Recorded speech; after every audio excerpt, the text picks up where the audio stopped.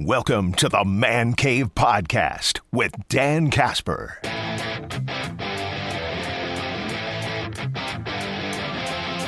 Now Hall of Famer, Dr. Austin Crow.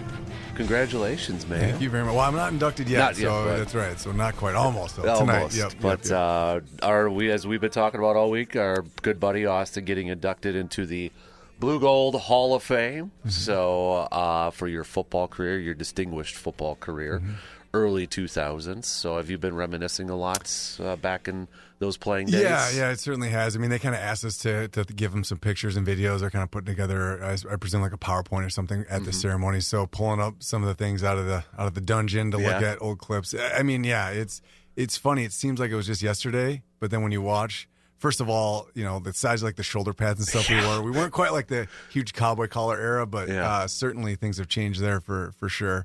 But yeah, I mean, it just seems like it was yesterday out there with my teammates and you know, doing what we did.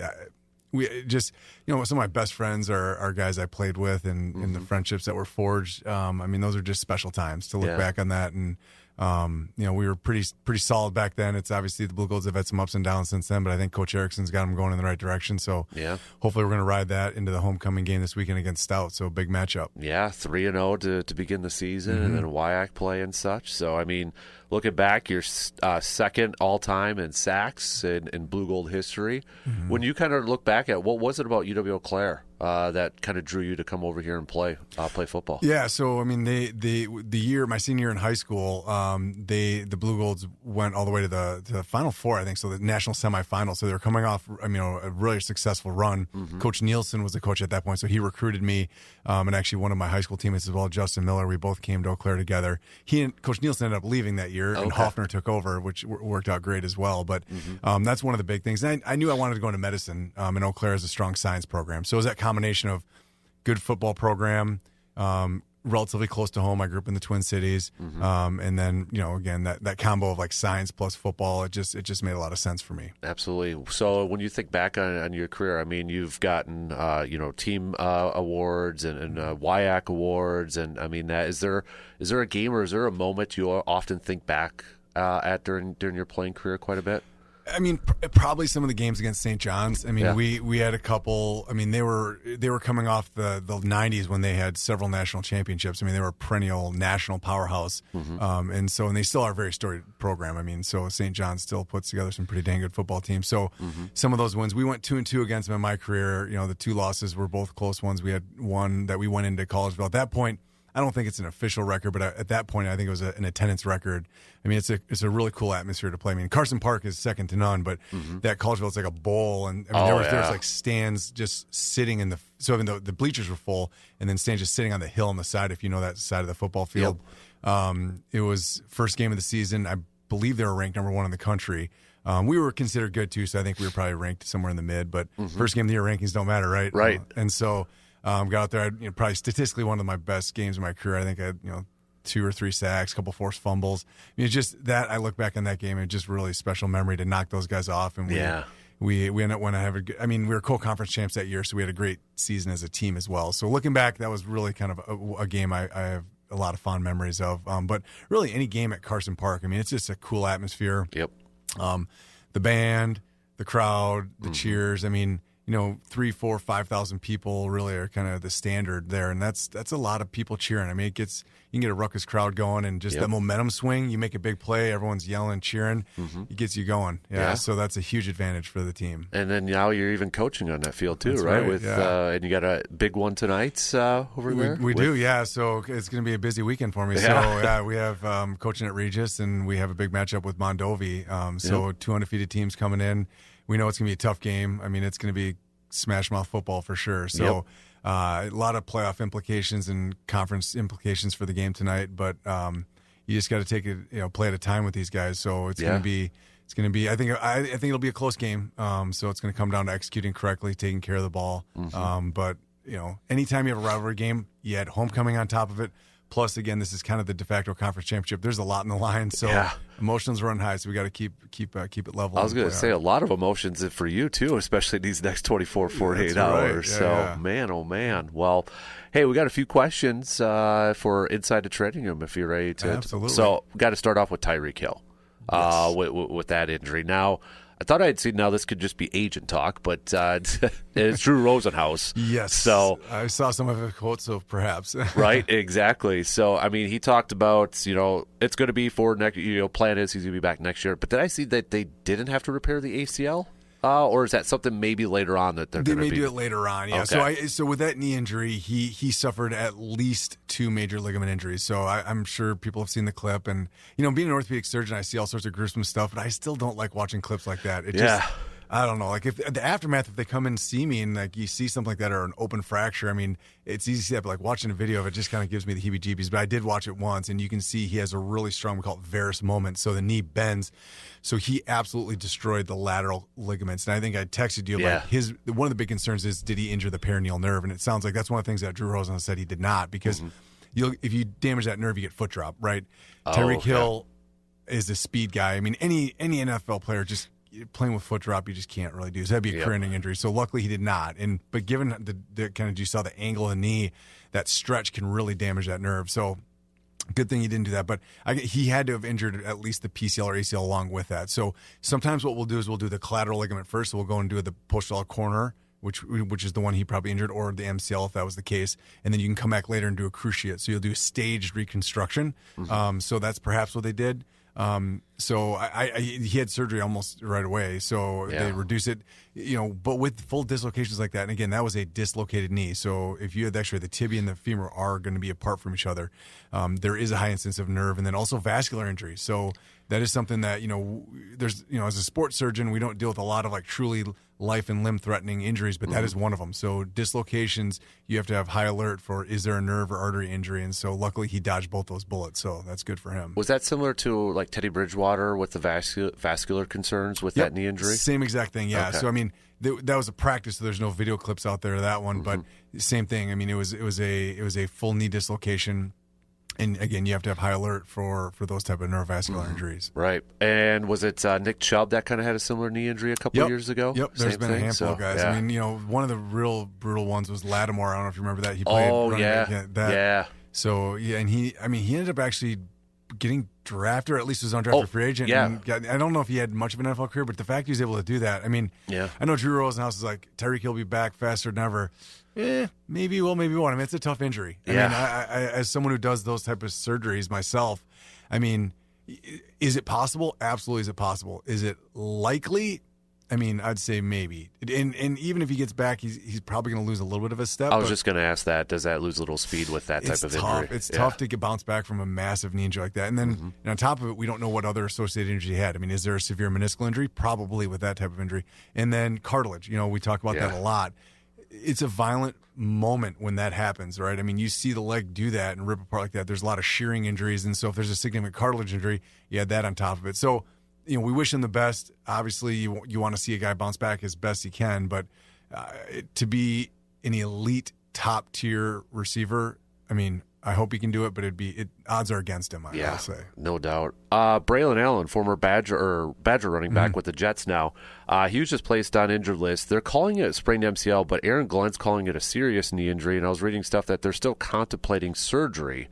So if they're calling it a sprained MCL, but they're still contemplating surgery, and it sounds like it's going to be longer than the 4 weeks out there, would that be maybe a potentially like a completely torn MCL, different grades of that? Yeah, so I mean, it could be a grade 3, so it's complete. I mean, even then, we usually don't operate on them. But I just had a young athlete I had to operate on one because he had the way his displaced, when the ligament tore, it basically kind of pulled up above the hamstring tendons. Ooh. And so you kind of have to tuck it back underneath where it goes.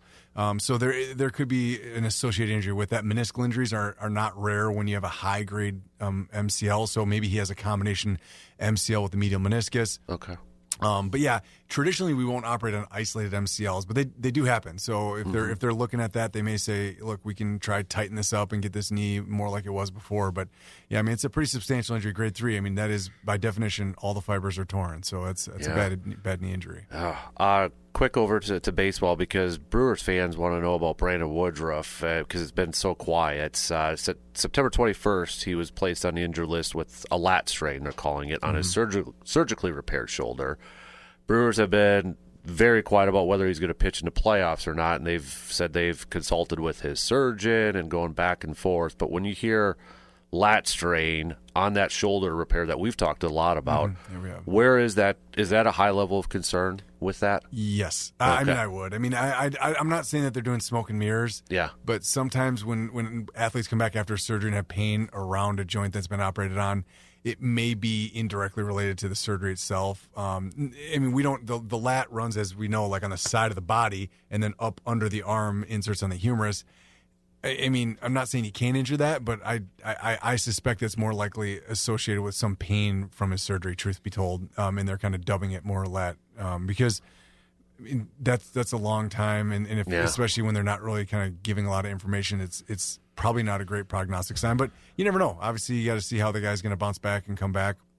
But operating on throwing shoulders is always dicey. Yeah. We always have to tell athletes when we do that, look, our goal is to get you back to where you were before, and it certainly can happen, but those are injuries as well that you're just like, it's just tough. I mean, if you think of the mechanics of throwing a ball, like, I mean, you see the slow motion. I mean, when you look at your arm, you're like, I cannot believe the human arm can do that. Right. Well, it's probably not supposed to do that. That's why they come see us. So you look at it, and I mean, to get the arm back to that, it's tough. So again, I wouldn't count him out, but it certainly would. I'd be raising my eyebrows saying, what's going on here? Yeah. Would that be something potentially, because of his age and the point of his career? I mean, is it something that could ultimately, I don't want to kind of speculate too much, but end his career, maybe, he's a starter. Does it maybe go to a bullpen where he's just a relief pitcher at that point? All options on the table? Yeah, I mean, I think you see that a lot where guys get towards the end of their career and injuries start playing a role, not only maybe on how they, whatever, as a reliever versus closer versus starter,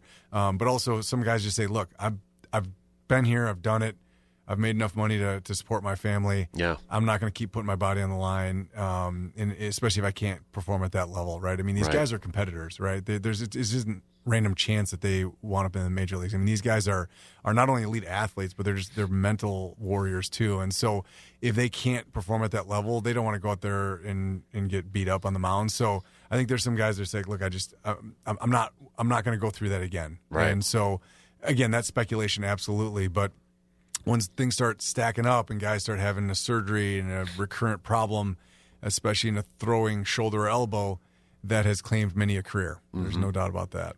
Let's go to your football team, the Vikings. I know earlier in the week, Kevin O'Connell made a comment about hopefully McCarthy will get a little practice in. He has not practiced yet because I think this would be his third straight game if he were to miss it. But is this kind of still a normal timeline, do you think, with that typical ankle injury? Yeah, the high ankle sprain, definitely. I mean, in 2, 4, 6 weeks, all those are within. I mean, it depends on the severity. The interesting part is he finished the game, so a lot of people were like speculating what's really going on. Right. If you see a picture of the injury, I mean, he was a classic. It was like on a hip drop tackle, foot stuck in the ground, get that really strong external rotation. Like you see the clip, you're like, yeah, I can see how that hurt that ankle. So I'm sure they got an MRI, and I'm sure it showed some ligament injury, but not complete. So I would expect it to be the kind of 2 to 4 week, and I think they were kind of quoting 3. So certainly not surprising one way or the other. I mean, he could go out, and a lot of times they'll do like a game time trial. It's like, all right, let's suit up, and he may and run and say, how's it feel in warm-ups? Feels great. All right, let's go. Or I just don't have it, and you don't want to get out there. And I mean, he's not truly like Lamar Jackson mobile quarterback, but he uses his feet, and so the last thing you want to do is get a guy out there who just can't be mobile and take another hit and re-injure it and re-aggravate it. So, I mean, I think the Vikings are still looking at him as our starter, right? I mean, I think that one game that Wentz had, people like to make a controversy. But to me, I mean, that was a defensive game. I mean, that's who won that game. But Rodgers was just unbelievable. Isaiah Rodgers. Oh, my gosh. Yeah. Highest graded Pro Football Focus grade ever, I think they said. Well, I mean, he was every play. It's like, who was it? It was him. Yeah, and he had a block field goal, I think, or extra point or field goal. I mean, against the Steelers too. So he's having himself quite a season. So yeah, I mean, it was, so to get JJ back, I think it'd be great. I think we still, I'm not sold that he's the future, but I'm not sold that he's not either, right? Yep. I mean, people love to be reactionaries, right? Yep. Keeps people like you in business. You gotta every day I got to come up with a snap judgment. So to me, it's like you look at some of the quarterbacks through history that have come. I mean, Aikman, Marino, Elway. I mean, some of those guys, Manning, I mean, struggled incredibly for 2, 3, 4 seasons. Yep. The guys just don't get a leash like that anymore. No. I mean, they have, it's like 1 or 2 seasons, like, prove it. I mean, JJ had one reasonable game and then plays one bad game. People are like, maybe we should move on. I'm like, one game? What are we doing here, guys? You got to give a guy a shot. So that's why I think I mentioned this last week or so. It's so interesting to see the Baker Mayfield, career. Number 1 pick. Cleveland, he goes to the playoffs, I think, the first year or something like that, yep. and then it goes down, and then he's like trying to beat out Sam Darnold in Carolina, gets cut. Rams pick him up just to finish the season. Then he's in a quarterback battle with Kyle Trask. Now look at him. Yeah. It's that's rare. And I mean, I think you just have to wonder how many NFL careers were ended before they began. Like guys that were never given that chance because, especially at that position, I mean, it is such a cerebral position, and so experience goes such a long way. And being able to, see a football field, digest it, interpret it live, and then throw the ball in the right place, right? So it's not just physical skills; it's the mental part, especially at the quarterback position. So, I mean, again, that being said, if a guy struggles for 2, 3, 4 years, I mean, it's tough. Right? I mean, you look at the roller coaster that Jordan Love has had too. Yeah. I mean, I have a lot of friends who are Packers fans, and there was a couple seasons ago, people were like, I don't know if he's the guy, and then all of a sudden the next season he's the guy. Yeah. And then now we're back to I don't know, and yet he's still like top 10 in a lot of categories. I can't believe I'm saying this on air, but I'd take him. I mean, he's a good quarterback. Yeah. Thank you. we can delete that out, right? Right. Yeah. I'll press the dump button that we don't have back here go. for foul language. Yeah. I mean, it just people can have bad games. It's just you look at a career as like, look, what can this guy do, and a chance to evolve as a player. So I think for us, it's going to be a couple years till we probably know the answer, but where it goes. I mean, it's kind of nowadays guys have to be year 2 or 3 making huge steps. If they're not making huge steps, teams are going to move on. Right. Exactly. I got one more question here for you, and I got a couple of texts from people for you here too. Fire away. You mentioned Lamar Jackson, that hamstring injury. We know how mobile he is, and I know there was even some people like, oh, okay, was it just pulling out because Kansas City was dominating him and such, but he's not practicing and such. But I mean, those type of injuries, do they affect those quarterbacks differently if they are a very mobile quarterback like a Lamar Jackson? Yeah, I mean, certainly. It's an explosive muscle group, right? So when you're just walking around, a pulled hammy doesn't hurt too bad, but you start talking about cutting, pivoting, sprinting, you notice it. So a guy like him, I mean, he has a rocket arm, but he absolutely uses his legs, right? We all know that. That's part of his game. That's part of what makes him a special quarterback. So if you look at a guy like that, you don't want to put him back on the field when he's missing one of his big weapons. So, and I don't think he'd want to be out there either. So you look at it, I mean, he's going to have to kind of pass the test of like, all right, we get a guy walking. All right. Then when you start running, okay, practicing, then games. So those injuries are so variable, right? I mean, you can see hamstring where a guy literally misses a couple practices in his back. Yep. You see guys who can miss, 4 to 6 weeks. Those are both considered, quote, normal recoveries. So it's got to depend on the severity. But I would assume, based on what it looks like, that this won't be that long duration. But I could see him missing a game or two. It could go either way. Yeah. All Joe says, Dr. C, Dr. C. I was like, wait, Dr. A? Awesome. Yeah. Dr. C, I'm the PA announcer for Regis Football. Good luck tonight. Go Ramblers, and congrats on your Hall of Fame induction. And then another texter, Sam, says, I just got to say it's pretty awesome listening to Austin every week as a guy who is fascinated in sports medicine and surgery. It's really nice to hear a non-biased, factual take on what is actually happening to a player's injury. Him being able to deep dive and go into how, why, and a timeline of the injury is just fascinating. So thank you. Well, it's what I do for a living. It's pretty fun stuff. Yeah, I mean, I wouldn't want to be doing anything else. It's pretty cool to be able to do it and mix two things I love, sports and orthopedics. So it's a good gig. Yeah, no doubt. Well, again, congratulations this week, and best of luck tonight too.